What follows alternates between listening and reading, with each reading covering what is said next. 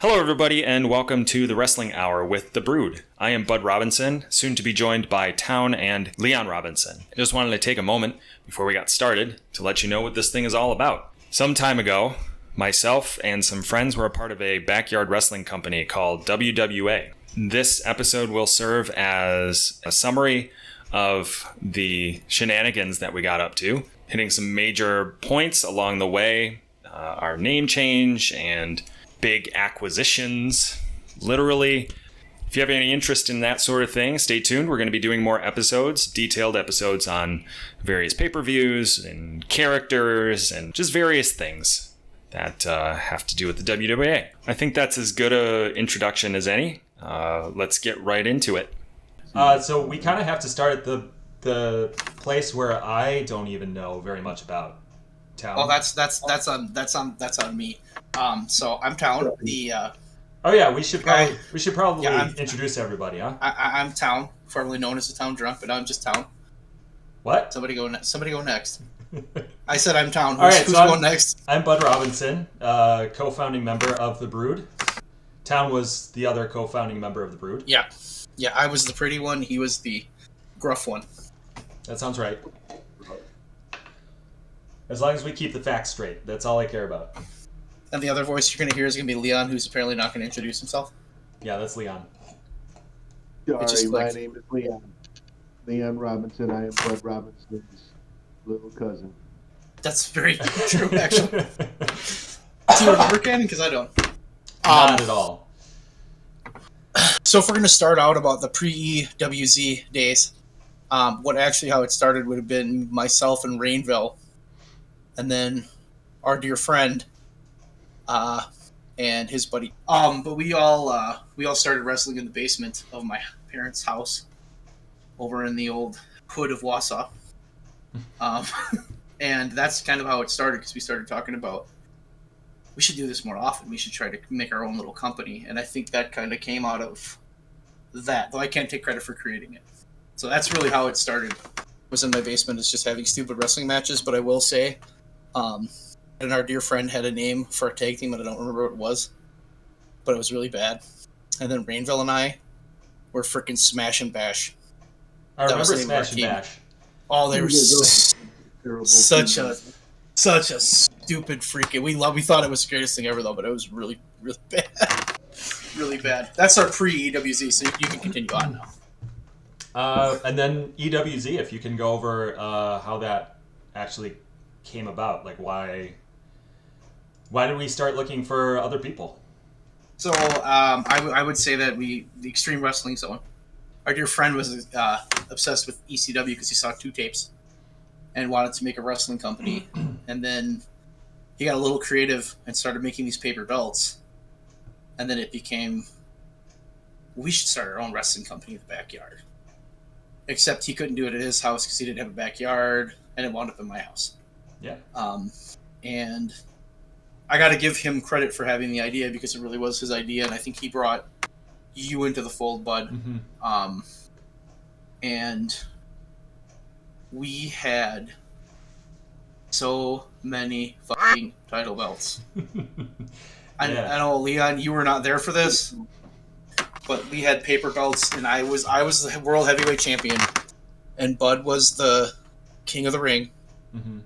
Yours was made out of blue construction paper with Sounds the face plate was yellow. I'll never forget it. My belt was orange for some reason, and it was really small. Our dear friend and then Rainville, who was Scott Borden, had like 15 belts apiece. Yeah. And that is not an exaggeration, because you were there and you saw. They were the tag team champions, they were the trios champions, they were the lightweight, heavyweight, hardcore, Southern tag team champions, United States tag team champions, television champion, intercontinental champion, Mm-hmm. United States champion, Southern States champion, Northern States champion. We had a Canadian championship. I'm surprised we didn't have one from Mexico and one from like Uganda. That's how insane it was. Mm-hmm. Like that's all it was just a bunch of title belts, and it was really bad. It was really that's all. Like, it was really, really bad. It was 5 of us. At one point, they were the NWO, weren't they? I feel like we brought in like NWO or NWA Wolfpack or something like that, and I was like, yeah, no, we did. They did. They came. They weren't the Wolfpack. They just came out to the theme. oh, that's right, yeah. They came out to the theme. No, initially what happened was the first show we ever had was just the four of us, and you weren't there, bud. Mm-hmm. So it was just the four of us, and we had no theme music. We had no ropes. We had a lawn chair. We had 4 lawn chairs that were made in a square that were supposed to be our turnbuckles.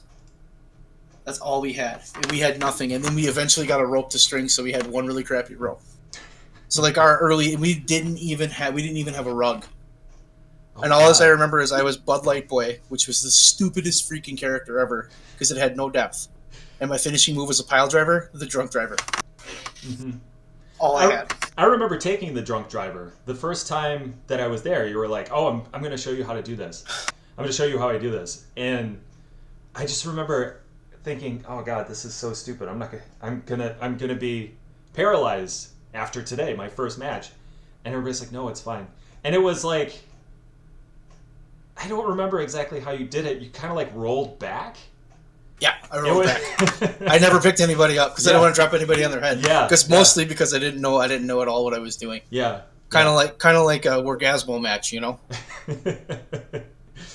I mean, that was the thing that I remember the most about that round was that like that time was we were all really uncertain and really unsure on what we were doing, and no so characters.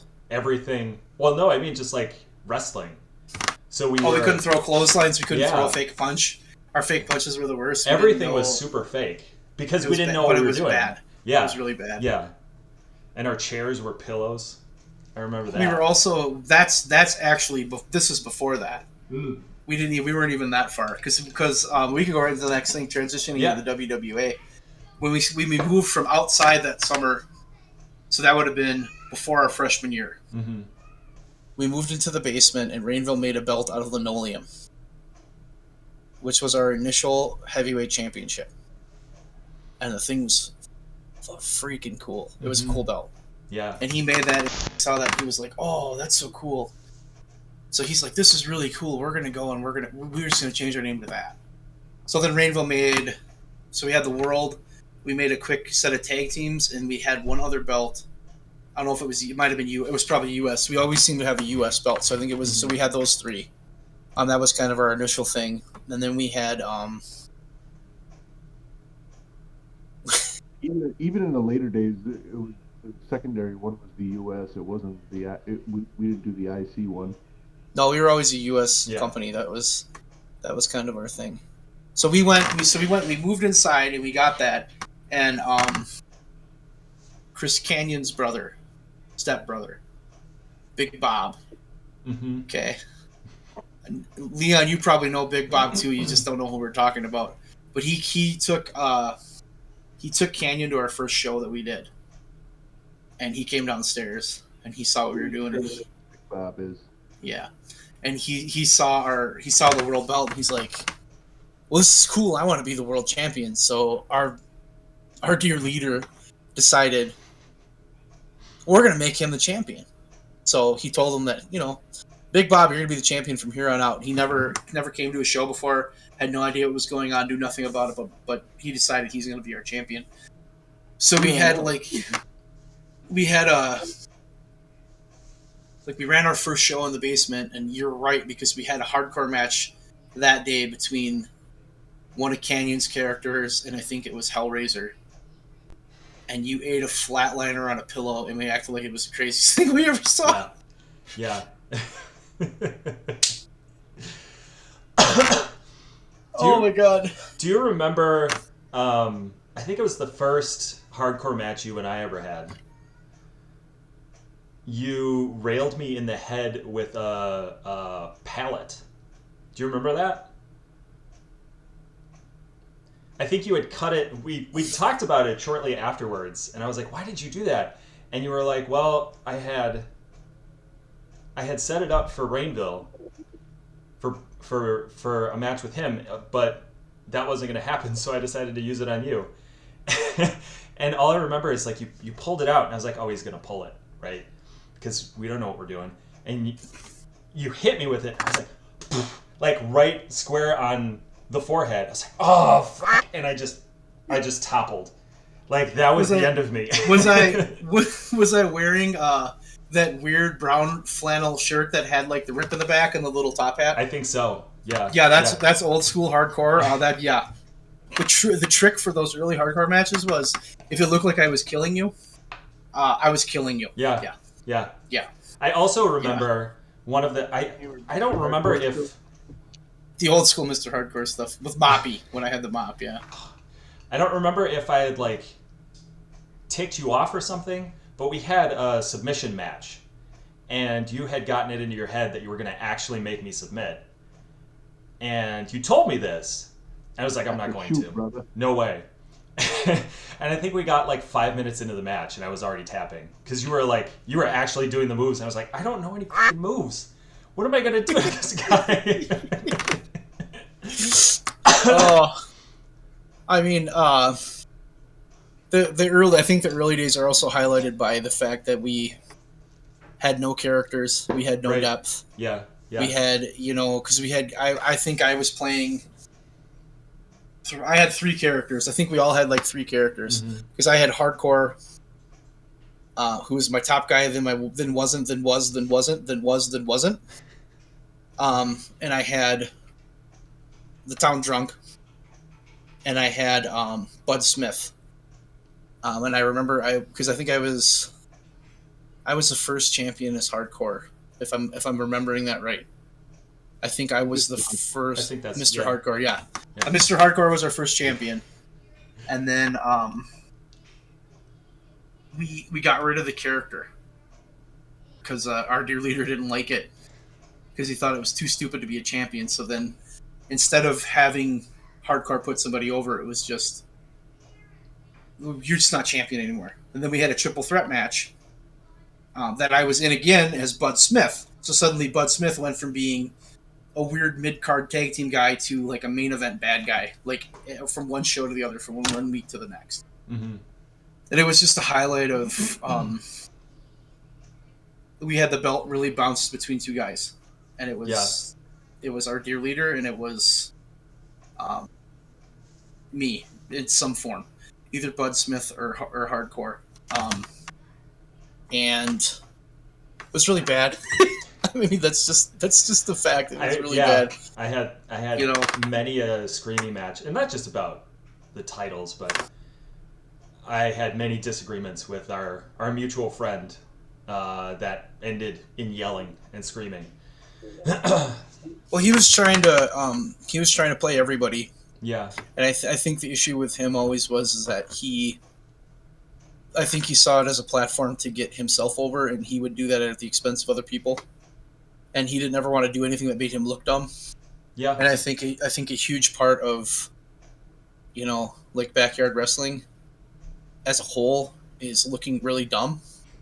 Because it's just kind of, it's a willingness. And we've all, the 3 of us, we've all been in a spot where it's like, this is stupid, but it's funny, and I think the big thing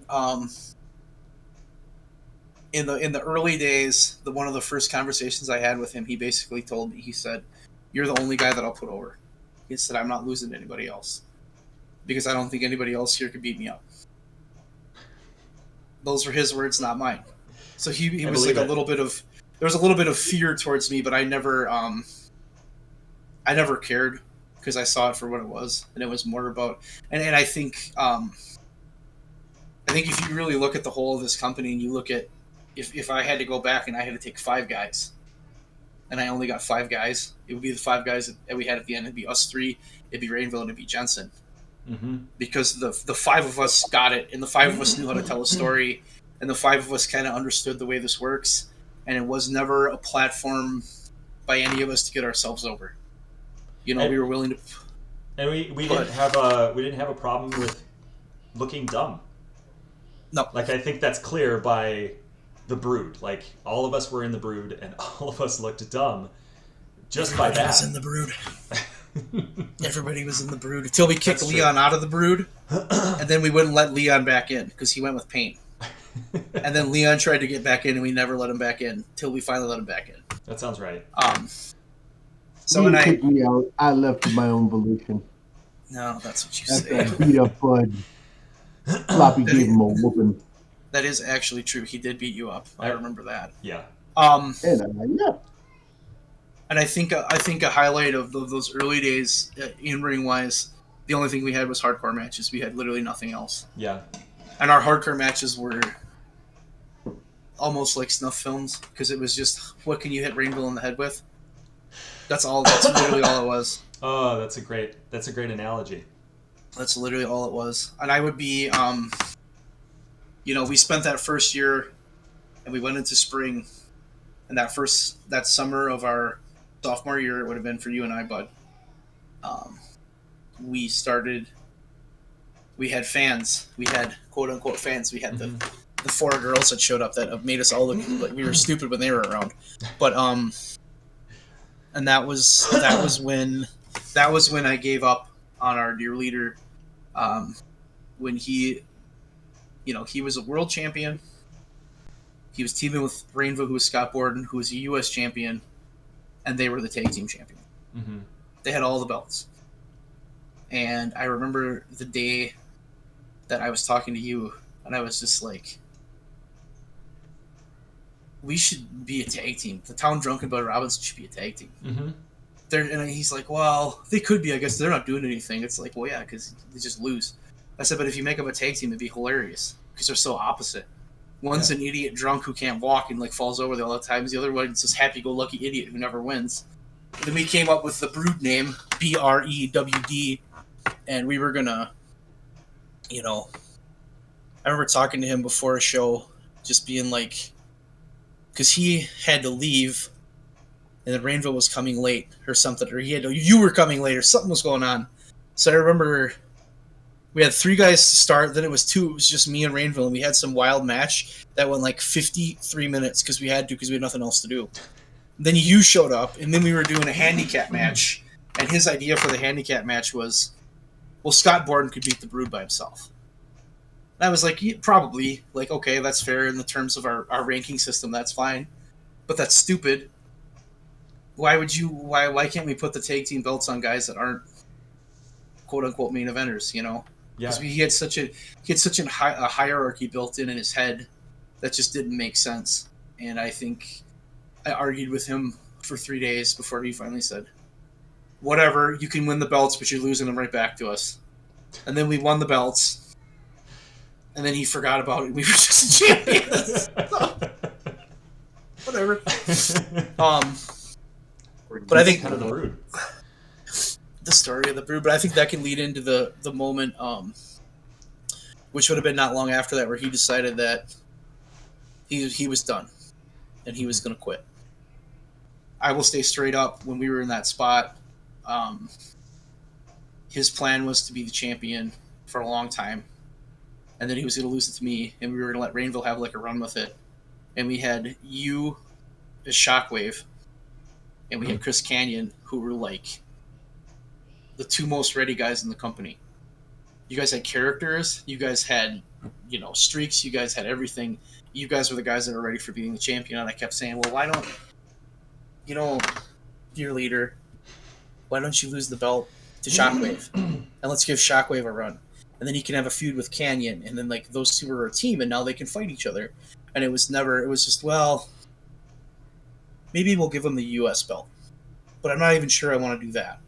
So it was like this glass ceiling in a backyard wrestling company that made no fucking sense. Yeah. That's what it really felt like to me.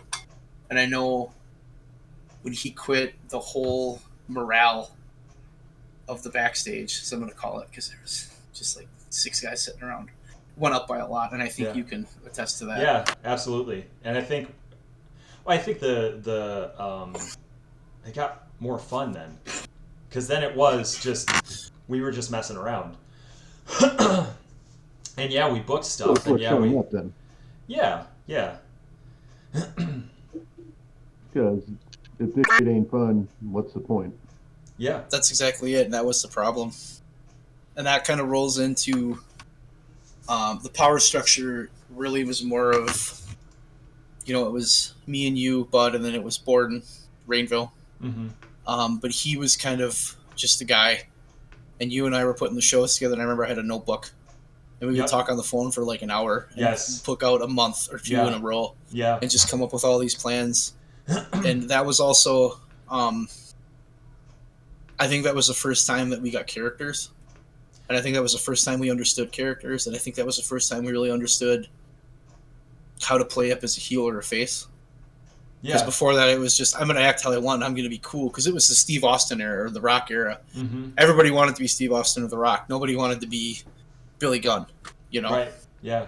So, but at that same time... Let's face it, Billy Gunn doesn't want to be Billy Gunn. I don't know, Gun Club, FTW, man, they're the greatest. Yeah. Actually, they hit Paul White with a chair and then disappeared, so I don't know what happened to him.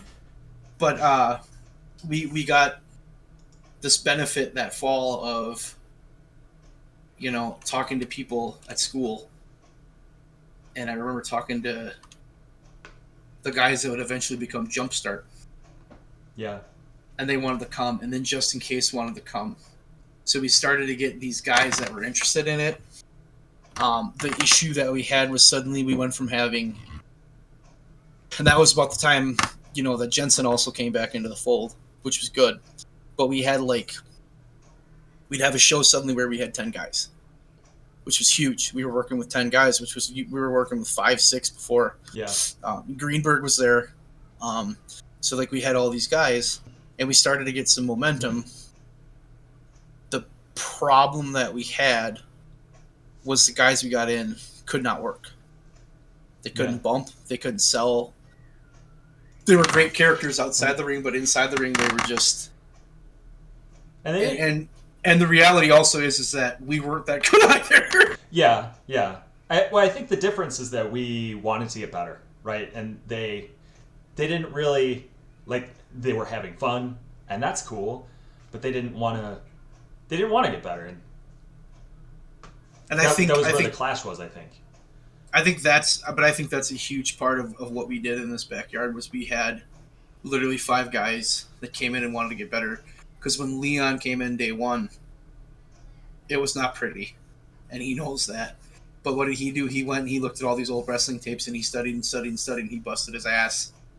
Because by the end, we could put any person in that ring, and we knew what we were doing well enough to have a match that was at least watchable. Yeah. I would agree. That was also about the time we started videotaping every show, mm-hmm. Which was a big Rainville thing. I'm not doing this unless we tape it. What exactly are you going to do? He's going to sleep on top of them. It's snowing outside, so I'm going to jump off the garage into the snowbank. And in your head, that sounds really cool. The problem was it's Wisconsin, so the snow is like a foot and a half from the top of the garage, so it did not look anywhere near as good as it should have. Yeah. And he cut his wrist. He had huge amounts of blood coming down his wrist. So it was just it was really bad. Is that how the no blading rule came about? Yeah, the no blading rule was mostly because we were wrestling in a backyard. Yeah, it was I remember talking about that, and I was we had said, we're not going to hit each other in the face with chairs. We're not going to bust each other open because... I did hit people in the face with chairs. Okay, but originally... Only one person. No, we did talk about early on, though, that... And I think that in these years we're talking about right now, it became more of a... We don't want to be garbage hardcore wrestlers. Yeah. We really started to see the entertainment side of it, and we were way more interested in making each other laugh and being funny and then having a good wrestling match than we were, choking each other out with barbed wire rope or something like that. Right. So the hardcore stuff we did was very tame at this point. Mm-hmm. But that actually leads right into Turn the Page 99, when we had the band in the basement. And that was the most insane thing I've probably ever done in wrestling. They came and they played. So they were... that statement. I have to what that statement? You had to qualify that statement. Yeah. Most insane thing I've ever done. Yeah, it was pretty crazy because they came down. We had the band, and we tried to run this show where we acted so cool, and we were so bad. We weren't good to begin with, but we all had stage fright. Mm-hmm. Everything we did was garbage, and then Rainville and I had a hardcore match that people that we went to high school with still talk to me about. Do you guys remember that time? I'm like, yeah, that was pretty bad. It was just bad. But we were compared to what we did later, yeah, for sure. Yeah, because we were riding the high. Because if you go back to '99, professional wrestling as a whole was on fire. Yeah. And I think that was probably when, because that was about the time I started talking to Leon. Because it would have been football that year, I think, or maybe it was the next year. But that was when I first started talking to Leon, and he was starting. I don't know what your story is with wrestling when you left and when you came back, because I know you once dressed up as the Road Warriors with your brother, which is a fantastic picture. Yeah. But he started to come back in, so we started to get a bunch of people that were interested in it because it was just popular. So we really benefited from that, and I did feel like we kind of laid an egg that night for like various different reasons. One, we weren't ready for it. Two, we didn't know how to lay out a show, which really hurt us. We didn't know the match order, and we didn't understand how a crowd was going to work. Mm-hmm. So we had this just posh of crap, and I don't know why we did this, but I remember the Brewd, you and I, Bud, went to the ring with a ladder. Yeah, we did. For a tag team match that wasn't a ladder match. We smacked somebody in the face with the... I very clearly... That was you who had the ladder. I did not have the ladder. That was you. You cracked somebody in the head. They're like, "Whoa." Yes. You had something to do with it. No, because I turned around and said, "Oh my God, are you okay?" But because we had a match with Jumpstart because we were doing some weird. We did that was when the Brewd retired. We'll talk about that in another episode. But that was some great A shit. But we brought a ladder into the ring because we did. We're cool. We have a ladder. What the hell are we doing with the ladder? So it was just. It was pretty bad. Mm-hmm. Shit. And that whole era kind of ran for about a year. I think when we were juniors, so like year 3, we got into our spot monkey phase. Yeah. And everything was about creating spots.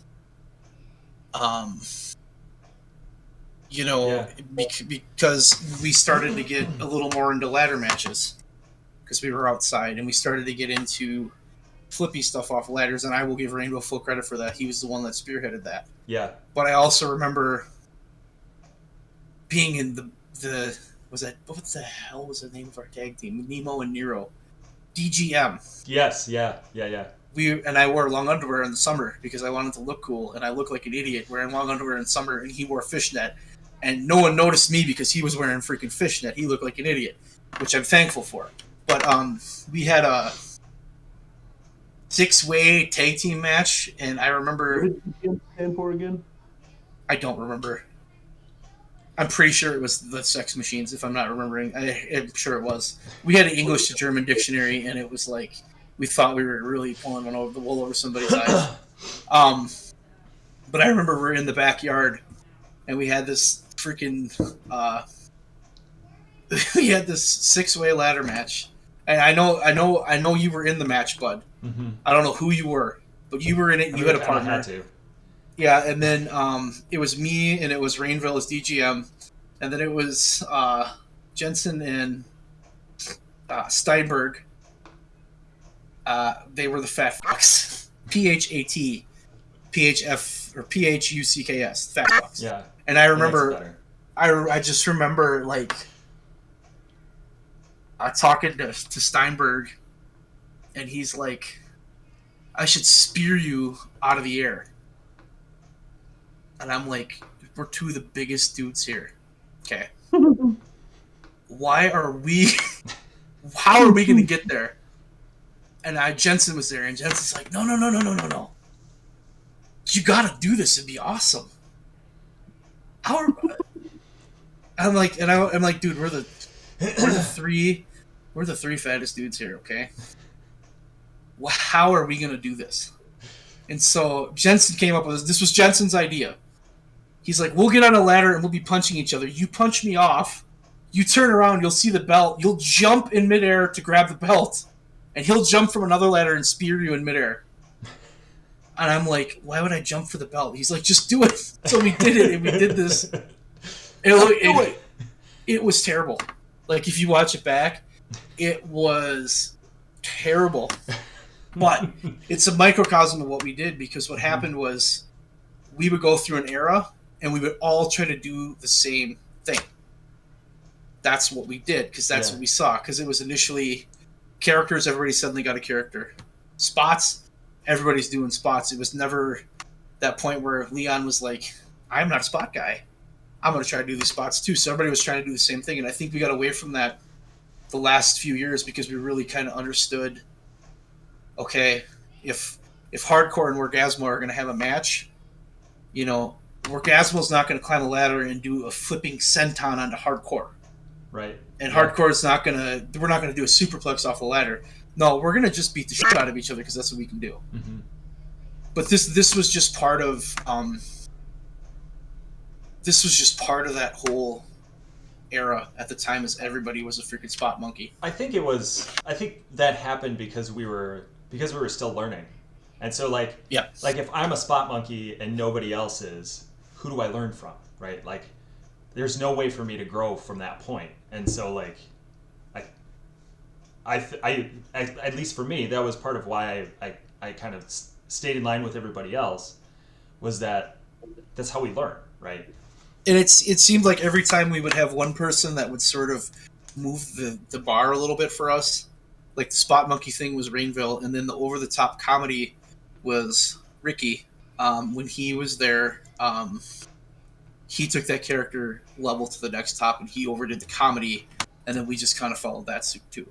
So there was a lot of, if one person came in and saw success with something, we'd try to emulate that, and we'd all try to move that way because, hey, this works. Yeah. And we were always looking for something that worked. Yeah.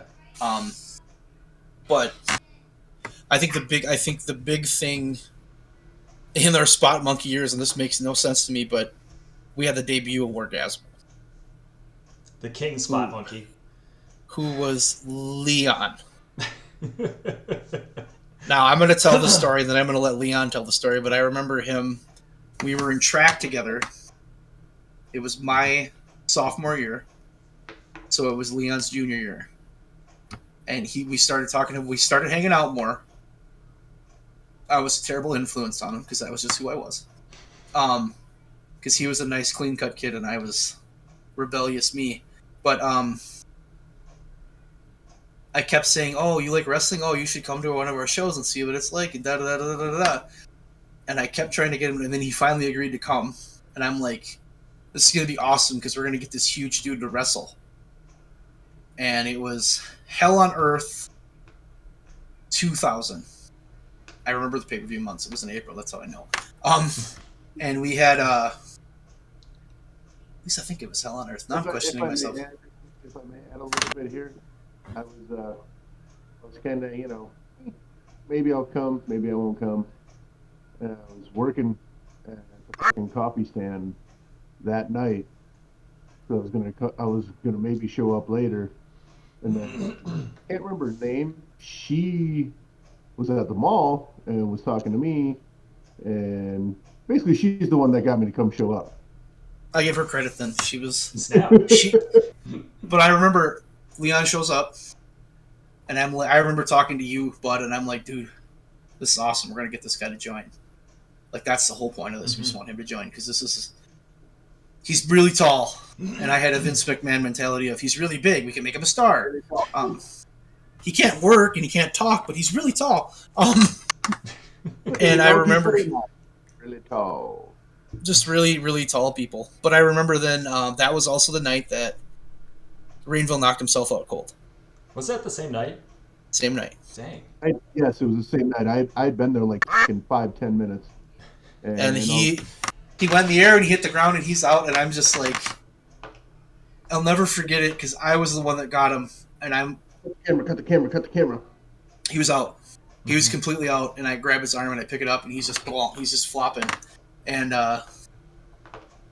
if you watch it back, I just turn to the camera and I have this look on my face. It's just like, oh, shit. Cut the camera. What? Cut the camera. And then they cut the camera.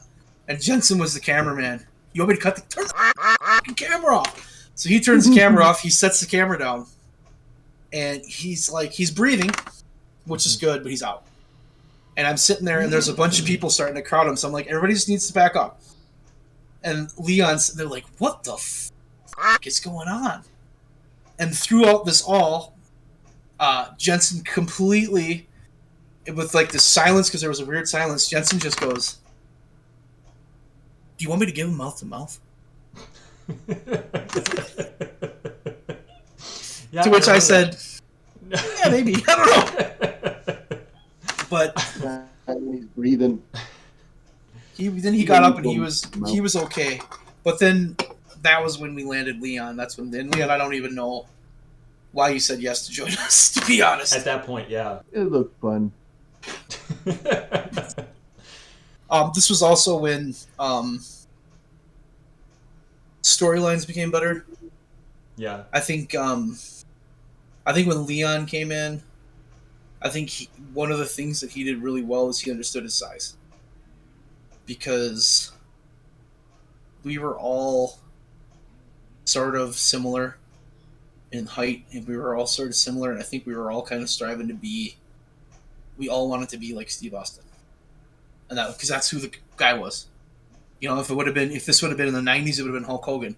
But we all kind of wanted to be the Steve Austin. We were trying to be that rebellious, over-the-top character. And he came in, and he was the first guy that was like, I'm big, and I'm tall, and I'm not gonna...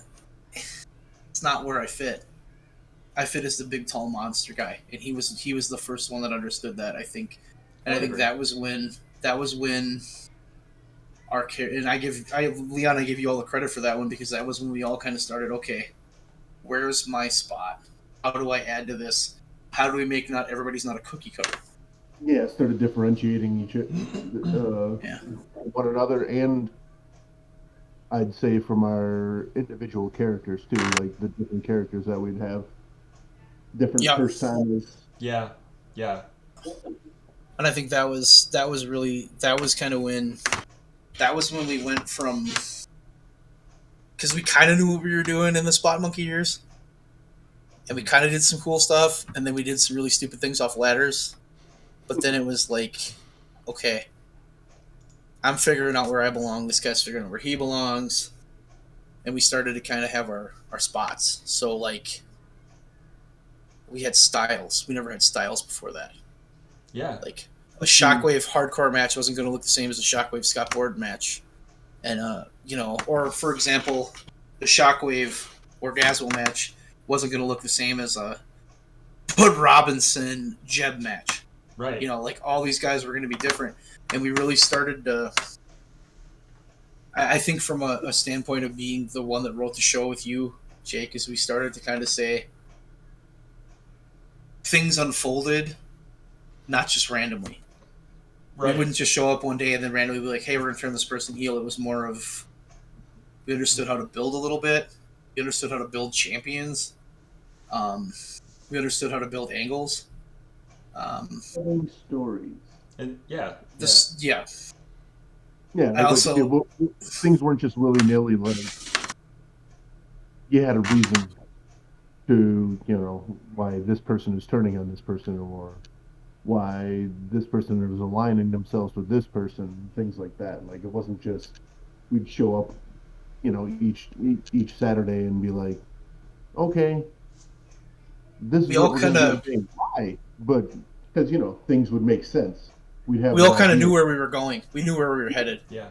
Mm-hmm. I'm not going to lie to you. I'm sitting here and I'm laughing to myself because I just thought of the time that Nemo got arrested for having a bag of crushed red pepper.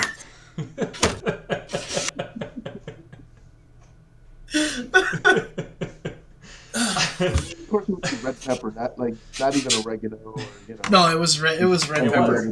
Yeah. Sus. But yeah, red pepper. Oh, I have no idea what that just came into my mind, but I'm just looking at you two guys, and all I can think of is getting drug out of that old closet at that old house with a bag of red pepper in the bucket. God. Oh, Yeah, we had ridiculous storylines like that. they were fun though. Yeah. I think one of the things I think back is we had a show in the basement that Leon was at. I'm pretty sure Leon was at, and I just remember it was like the first time I remember everything we built up to that show felt like we built it. It wasn't just random and it wasn't just hodgepodge. And I'm talking the main event felt built and the first match felt built. And it was Leon was there because we had the trash can lids. Because Nemo beat Nero by hitting him in the balls with the trash can lid. And I remember I won 2 belts from him that night. And it was like all these things that we did that night. That was when Hardcore was on the Pickled Eggs run. That's when that was. Oh yeah. Yeah. Don't know how that one happened, but it was weird. But I just remember that show being the first show ever we had that I watched back, and I was like, we built this show. This show felt big because we put effort into every piece of the show, and there was no match that was like, we're just doing this to do something. And that was a point for us where I think it kind of became, we don't have to put everything on our quote-unquote pay-per-view or our big show. We need to put on what's good. And we need to put on what has a purpose to be there. Right. You know, and that was also when some of the low card guys that were hilarious. We had some hilarious. Our undercard was freaking hilarious. You know, it was hilarious. And those characters were like 2 or 3 tweaks away from being like, we could have got them higher. But we never did because we didn't need to. Right. You know, but I mean, we started understanding that we have to build that up too. And it was, that was the first show, and that was right at the end there, right before you went off to college, Leah, where we just started to, I'll never forget that show. I don't remember what show it was. It wasn't Hell on Earth. It might have been the one we had in March. It might have been Green Hell or Hell on Earth. It was March or April, and the show was just from top to freaking bottom. It was so well done. It was so well booked. We didn't know how to time a show then, so our early matches are always way too long. But for some reason that night we just went, and it was just boom, boom, boom, boom, boom. You know, because I remember speaking of timing a show, when we had a show where we didn't wrestle over the winter, but we came back in the summer. The first one we did, because we were all in college. Mm-hmm. We came back from the summer, and it was, I think we did that for 3 years. We did that. Yeah, we did that for 3 years. So in that summer, or 2 years, one or the other. We came back and we tried to run a show, and we had this big main event planned that was going to be Hardcore Borden, and then something screwy was going to happen, and Hardcore was going to win. And we had a 4-way match to open the show. That was like Steve and Jeb and like Jerry O'Queef and somebody else, and it went like an hour and 5 minutes. We had this opening match, but it was terrible. But we just wanted to wrestle. We didn't care. That was the problem. We didn't understand like the priority, so there was no understanding of that. And that's when we got it, and that would have been, you know, kind of moving on to after we graduated high school. You know, we started to understand. Okay, we cannot waste all our time on a Steve versus Jeb submission match, which still might be one of the greatest matches ever, mind you. We can't waste our time on that because we have to get to the meat of what we're doing. And there's a reason opening matches are supposed to be a little shorter, a little less, and then as you build up and give those big matches more time. And I think that was something that we started to click on a little bit. Yeah. I think sort of out of necessity, right? Because we had far fewer days that we could actually wrestle. Like, Yeah. When it was high school, it was like every Saturday, whether it was winter, summer, whatever. But everybody's in college. We got other stuff going on. Life is happening. Yes. But I also think that when we talk about that era after we graduated, we lost some guys, you know, Mm-hmm. and there was 5 of us consistently, and then Russia would have been there too, Yeah. and she was kind of our one female at that time. But Russia came in and she actually started wrestling with us, and she had a lot of other characters too. So she was there, and then she moved. So then it was literally just the 5 of us, Mm-hmm. which sounds like it would be, oh crap, we only have 5 guys. But then it was like those last 2 summers that we had were creatively probably the best summers we ever had. But I think to backtrack a little bit, like if you look at early WWA, that's how it was. It was 5 guys, a different 5 guys, but it was 5 guys, and we had no idea what we were doing. I think fast forward, we had the same concentrated talent roster, but we were planning stuff. We were paying attention. We were doing all the things that you've just spent 5 minutes talking about. Is like we had a better understanding of how to put together a show and our characters and how to bump and how to throw punches. Like we were putting together good matches.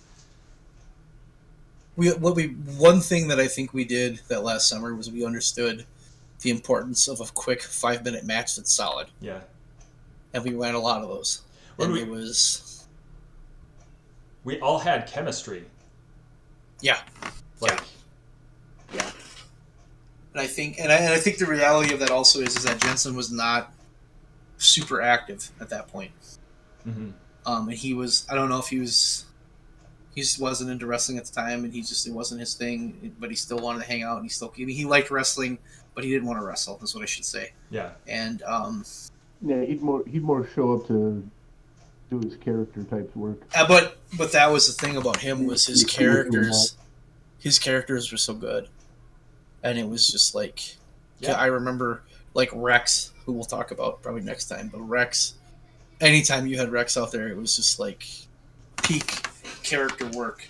He did not have to wrestle because it didn't matter, because Rex was entertaining as he was. And then Bad Leroy Brown was absolutely one of my favorite characters we ever had. Yeah. Because he would come out, he would run his mouth, he'd try to flex his power, and then he would just get his ass kicked, and he would bleed and lay there and flop around like a fish. And it didn't matter who it was, every single time. Mm-hmm. And it was just, I mean, that character was so perfect because it was such a parody of everything that was actually going on in wrestling at the time. Because you had these guys who would come out like badasses and then start to, throw around their power and do that stuff. And then he was just exactly the opposite. Because I don't even know how many times I beat him up that summer. Fake blood every time, just everywhere. And the mix of fake blood he had was like so soupy, but he'd sweat, and then it would just get even more, and it would be like all in his hair, and it was just like, dude, that looks great. Looks freaking great. Mm-hmm. And I think another thing that we managed to do, besides having the good matches and the timing of the shows, was our segments. Yeah. Because our segments were great. We figured out how to cut an interview in the back with the guy cutting an interview. We knew how to do that. The Brewd segments themselves were off the charts. And I think I look back on those, and I remember those so fondly, but it was always the 3 of us, because it was the 3 of us. Mm-hmm. And we would include other people here and there. And, we had our own special cameraman who was Rainville's Curvin. And then we had Darius, was Jensen acting like he was a monkey. But I just, the 3 of us would go in there, and it was we never planned out much. It was, this is kind of what we're doing. This is kind of what we're doing. This is where we're going. Yeah. And the only thing that we ever planned out, that I ever planned out in depth for a Brewd segment, was the time that Leon lifted his shirt and showed the nipple ring. And you had no idea, Bud, at all that we were doing that, but him and I talked about it. I think I nearly died after that. You just looked down. Just broke you with that one. It was great. It had like, what was it? It was some sort of little metal thing, and then I put a Band-Aid. put a It was band-aid Band-Aid, over yeah. it, over my nipple, and what the hell was it? It was a little. I had like a little. It was just something that was randomly sitting on my table or something. It was like a It was little, some sort of little piece of metal. yeah, it was like a dowel or a metal dowel or something. And now for the reference, I did not tell him how we got it. I just said it'd be funny if you had a nipple ring. And then he completely ran with it. So half of what was going on, I had no idea what was going on. And I'm sitting there just kind of like this, just trying not to laugh. But I mean, that was there was some moments with the Brewd that were just That was after one of Leon's visits to his favorite nightlife spot. where he thought it was the doctor. I remember that. Yeah. But I think things like that. I think if you if you go back and you watch our shows back then and the way we laid them out, they're pretty watchable.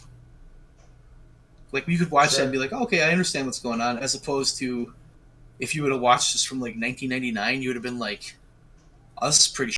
Fast forward. Yeah, this is all bad. None of this makes any sense.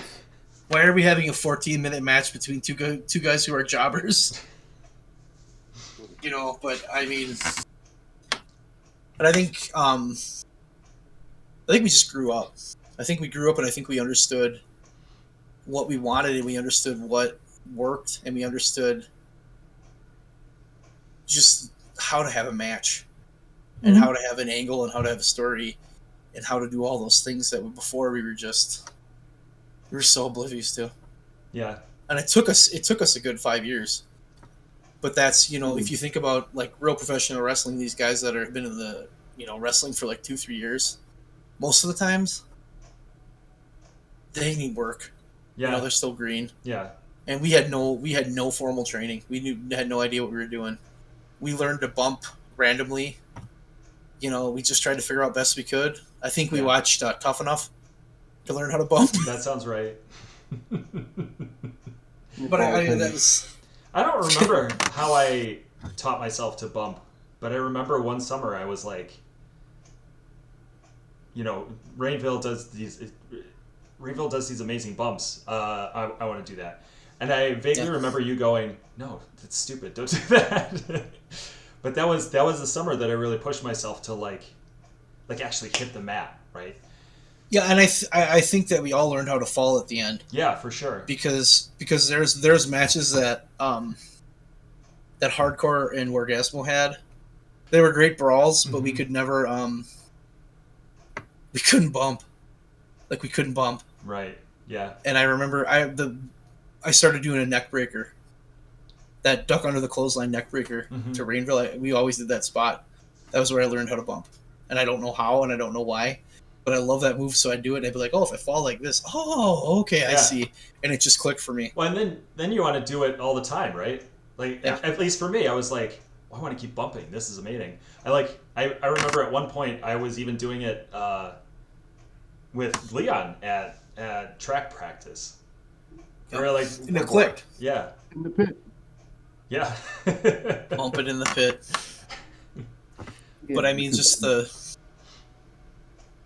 level of work and the level of ways we understood things by the end was, if you would have watched us in 2003, 2004, you wouldn't have thought we were the same people that were doing it in 99. Right. That's great. That's 5 years, but 4 or 5 years, but it's just like, we got it at the end. And then... I don't think anything, there's a learning curve to things. Yeah, and comfort. I think I was more comfortable. I was more comfortable with who I was. I think we all were. For sure. We kind of grew. Yeah. We kind of grew into our characters, and we knew what our characters were. And I wasn't afraid. I don't know. I didn't feel. I think for me, I think a big thing is when I was initially a heel, I didn't want to be a heel. I wanted to be the good guy. I wanted to be the guy that was getting cheered. I wanted to be like Steve Austin. I wanted to be like The Rock. I wanted to be the good guy. And then at some point, And then at some point, it was like, well, you know what? Fuck that. I'd rather be the bad guy. Yeah. I don't need to do this cool shit. I want to be a jerk. I want to be the guy that's You know, and I think we all just we found our spot. Yeah. I Which love really being makes a a heel. difference. Being a heel was amazing. At the end, though, you were the best heel we had. Well, thank you. You were the cockiest, worst heel we had. You weren't the hardcore was the scary heel, and you were Yeah. the cocky heel. Yeah. And that that's true. I think really, that for me personally, that was like hardcore was the snaky heel that was doing the underhanded shit and cheating and all that, and that really, with kind of like the person that I am, and the way I am and the way I look, doesn't work. Right. It didn't work. No, it didn't. Right. And it never felt right. But if I was the heel, it was like, I'm going to come out here and I'm going to kill you, and I'm going to hurt you, and I'm going to enjoy it. Okay, that works. That works. And then you fill that role of being the slimy heel. Yeah. And I just remember there was this. You had like Scott Borden, who was a white meat baby face, and had no that was his character. I don't know. I could not explain his character if you gave me $1 million. It was that. He's just a good guy who does stuff. And then you had Wargasmo, who was like this, silent badass who's like, he's gonna come out and he's gonna do the right thing, but he's also gonna just beat the shit out of you. And then you had Shockwave, who was just the maximum dick. And you had Hardcore, who was like gonna break your nose just because he thought it'd be funny. So it was like this just perfect mix of guys. I think G-Shock was a good deal too. He was. Yeah, for sure. He played that smarmy asshole pretty well. He did a good job with that. I wish we would have had more time with him at the end, because I think he was, the problem that we always had with G-Shock was he was so much younger than us. And when we really started to hit the ground running, he was still trying to figure things out. And that last summer that we were there, which is where we're headed to right now, that last summer we were there, it finally started to click for him, and then it was like he won the belt, he was done. Yeah. He just never showed up again. Then we drew names out of a hat, which was about the most hilarious thing we ever did. It was incredible, honestly. Yeah.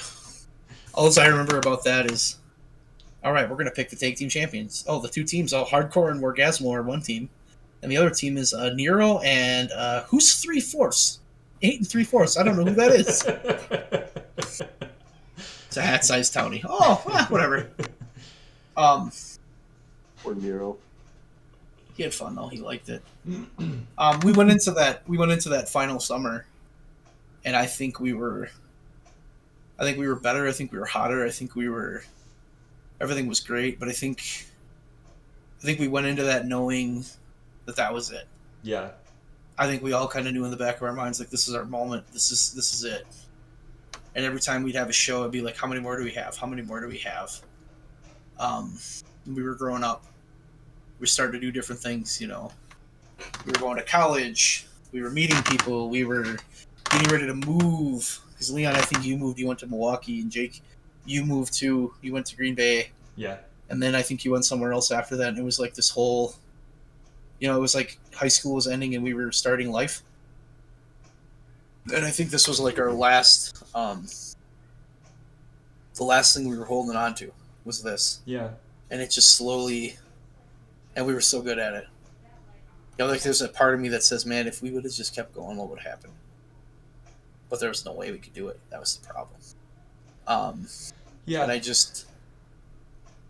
I remember going into the last quote-unquote TV show that we did.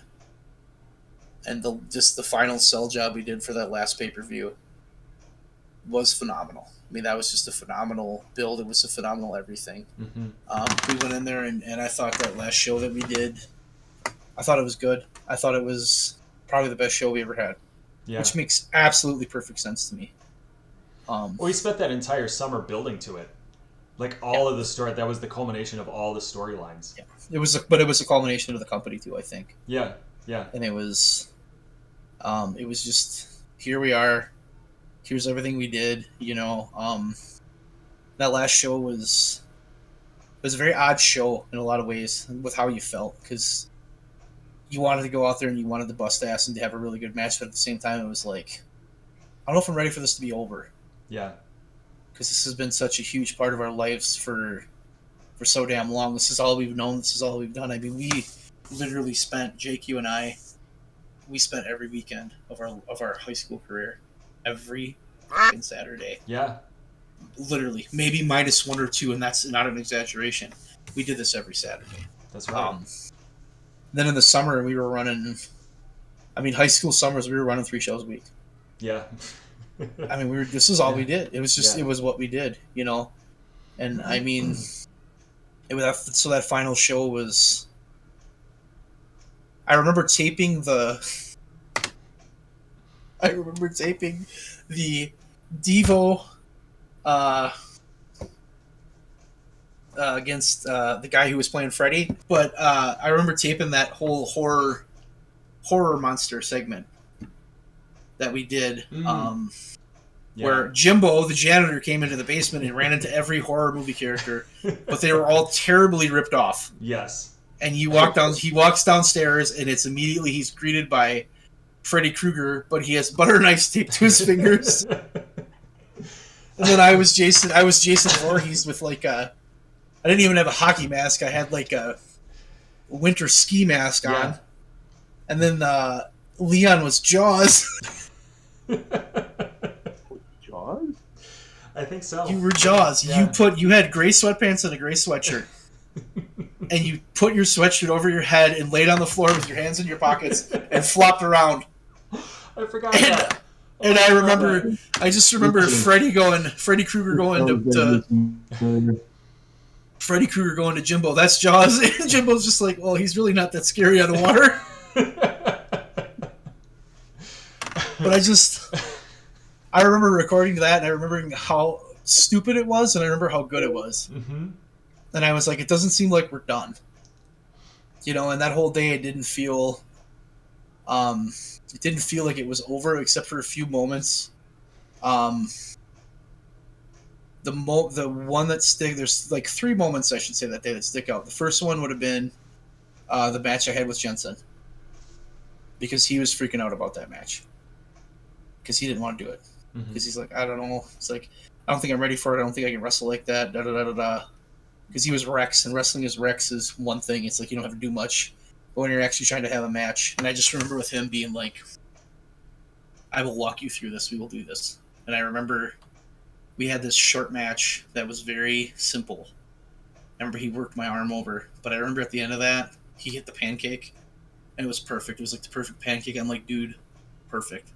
It wasn't long, it wasn't drawn out, it was exactly what it needed to be. And it was like, I remember how happy he was. And I was like, we just hit that perfectly. That's the Adam Jensen send-off of WWA, and it was perfect. The second thing the second big moment I had would have been the ladder match, the tag team ladder match, where we beat the Brewd, you and I, Town and Bud, beat Leon and Payne.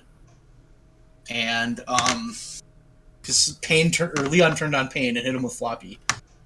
And I remember we had that moment in the ring where we had those belts, and that was the first time we had the actual legitimate metal and leather belts. I remember that we had a moment in the ring. That was weird, but it was also like that moment where it was like, holy fuck, this is over. This is done. Yeah. We're not doing this anymore. That one was a little hard. Yeah. That one was a little hard. And then we had the hardcore Borden match for the last time, where we went the 3 stages of hell. That didn't make sense because it was like ladder match, hardcore match, regular match, but it kind of, I think the idea behind it was we had a ladder match phase, we had a hardcore phase, and the summer was the legitimate match phase. So we kind of followed that line of thought. But at the end of that thing, we were all in the ring at the same time. And we had like a huge man hug of like 5 of us. Yeah. And it was just like that moment where it was like, we're done. This isn't happening ever again. This is our moment. We built this thing from the bottom up, and now it's over. And that was hard in a lot of ways, I think. It was a hard moment, but at the same time, it was the moment of, we're growing up. Something new is going to happen. Something new's on the horizon. Yeah. Go ahead, Leon. What's next? That part was a little scary. Yeah. Because this was something that had been in our lives for so many years and everything, and through all sorts of everything that life was throwing at us, like that was the constant, and Yeah. then it wasn't there anymore. Yeah. I that show I don't remember a lot of, but I remember that I didn't. It didn't feel like it was over for me until we did the thing at the end, and then that was it. That I broke down at that point, and Big old group pose I and was everything. crying, and that was tough because on the one hand we were losing WWA, and on the other hand I was like, am I going to lose these friends? And I've said this. I've said this to my wife. I've said this to anybody who asks me about it. I think the five of us have a bond that I don't think anybody can really understand, because the five of us built this thing that at the end of it was just like, in many ways, perfect. And I would agree with that. like I know that we have, over the last however many years it's been, have been like sporadically in touch with each other, but it never really seems to matter, because like the second we call each other or chat with each other or we see each other, it's like we just fall right back into it. And then we do this, like we talk about WWA, talk about wrestling. So I'm glad I didn't lose you guys as friends. I don't think that was ever really on the table, but I don't think it was either. It's unfortunate that we had to lose WWA in the process. Yeah, and I think I look back at all the foxhole moments I have in my life with people, because there's moments where we're in the foxhole, we're doing something, and we're not going to forget this. And I think I can point out so many times with the four of you guys, and Jensen's not here anymore, but him too. We had so many moments where it was like, I'm looking in the foxhole and I got these four guys, and we're always there. And if something goes wrong, those four guys are there. And we built this company, Mm-hmm. and this company that may not mean a damn thing to anyone else until you see what it was, until you see the work we put into it and the way we grew it and the way that it just kind of changed lives in its own little weird way, because it was everybody we pulled in, everybody that worked in that company remembers it. Mm-hmm. There's people that I haven't talked to for years that if they talk to me, they're like, oh, hey, do you remember when we did the wrestling? Yeah, I do. Quite well, actually, now that you mention it. And I think the legacy of it just is that it was,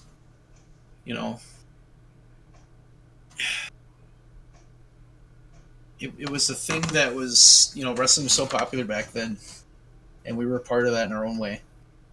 Yeah. And we held a couple shows with fans, and the fan shows never went the way we wanted them to, and that was just what it was. But I think that's a microcosm of, we did not understand how to set that up. We did not understand how to control that, and that's just what it was. But I think, every time that, we're in the same spot with Rainville, he whips those videos out. He starts playing those videos, and no matter who's there, which one of us, it's like, oh, I remember that. Oh, I remember that. Oh, that was bad, but we did that. Yeah. There's so many. There's so many things that we did that were just, there's so many moments, and I think that's a big thing too. Is there's so many moments there that just created legitimate happiness. Like the time that Orgasmo beat me for the world title. I will never forget that, because it was legitimately one of the happiest times I've ever seen Leon in my life. Because he was just fucking beaming that night. He was thrilled. Because he came in and he worked, and I think he thought he sucked. I think he was frustrated, and shit clicked. And when shit clicked for him, and he got it, and then he won that belt. That belt to us was It was important. We made it important. Like, we put an importance on that belt. Not everybody was going to get it. We weren't going to tell somebody they couldn't when we were trying to give it to everybody, buddy. But when Leon won it, it was like you could just feel like the genuine emotion that he had to be the world champion. And that was one of those moments where it was like, this is what we're trying to do. This is what we're trying to do. Mm-hmm. Any comment on that one, Leon?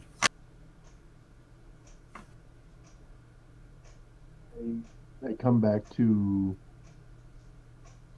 you actually wrote about that in your book. Book that no one else will ever read. If they read it, I'm going to kill you. You actually touch upon that fairly heavily at that point. You talk about kind of what you just said now, but how you said at that point, seeing my reaction there, I get the exact wording. I won't pull it out and straight quote it, but to paraphrase it was like seeing my reaction, like your whole wanting to be champion at that point was and only wanting to be champion was over. Like you wanted to be able to create those kind of moments where that was a big issue that we had. That was a big issue we had early on. Was we had people that didn't want to do that. We had people that didn't want to make people. I put over Little Cage as champion. I put him over. I had no problem with it. He beat me. He was 10, and he was our world champion. Mm-hmm. But it worked. It made sense. And I think that was another really big part of the later years, was that understanding of we're making something, we're making a story, and like we're hitting real emotion. I mean, you know, you hear certain quote unquote real wrestlers, they talk about it where like, you know, it's just a prop, yada yada yada. And I think like while it wasn't like it meant a lot to get it at that point, because it meant y'all had figured that I had progressed and I could actually do something and put on stories and matches at that point that it was actually worthwhile putting it in my hands. But at the same time, it ended up getting to the point where I understood too. Yeah, it's a prop. It's something that we use to tell those stories. Like it's that legitimate athletic contest where all of a sudden I'm the best in the world at this and I am the champion and everything. It's something that we use to tell that story that this guy is now on top. He's the one that he's the one that we're building something around at this point. And we progressed to the point where we could do that with any character. Oh well, almost any character. There's a few that we couldn't. Yeah, there were certain characters that were strictly there for, they were comedic relief. They were just a foil for whoever they were going against that night, that kind of thing. Like, we all had our quote unquote main event characters, but then we also had the guys who were there telling other stories, who were there to make you laugh, maybe make you think a little bit, maybe just cut you off. Yeah. We got good at that. We got really good at that at the end. That was. Yeah. I think our world title meant a lot to everybody that had it. I think when you had it, it was like, okay, this is cool. I'm a champion. Yeah. I mean, don't get me wrong. It was like, in calling it a prop, like I'm not trying to devalue it, because obviously it meant a lot to all of us, but it's at the same time, like, it was, like I said, it's something that we use to tell the stories. Like, this is why these guys, this is a good chunk of why these guys are fighting right now. Yep. They want to be that guy. They want to be the person carrying that, holding that. That's that symbol that, I'm the best. I'm the champ here. Whether it was, just to say that, hey, I'm the best, or if it was a storyline thing where, I'm in control now, I have the power, that kind of thing, or if it was just, I want to beat you up and hurt you, and to hurt you, I'm gonna take that from you. Because sometimes that was a character's motivation is it's not that I want to be champion, it's that I don't want you to be anymore, and I want to hurt you. I want to take that from you. Yeah. I think that right there, though, I think you just hit the nail on the head on what the difference was from the beginning to the end. Because at the beginning it was, well, I'm the best, I should be the champion, I should never lose. And then at the end it was, what story can we tell with this title? Yeah. Yeah, that's a good way to put it. And that's it for the summary of the WWA. I don't really know what else to say. This one ran a little long, but we were covering a lot of ground, and I think we could have gone a lot longer. This has been Wrestling Hour with the Brewd. I am Bud Robinson on behalf of Town and Leon. I hope you all have a good day, and stay tuned.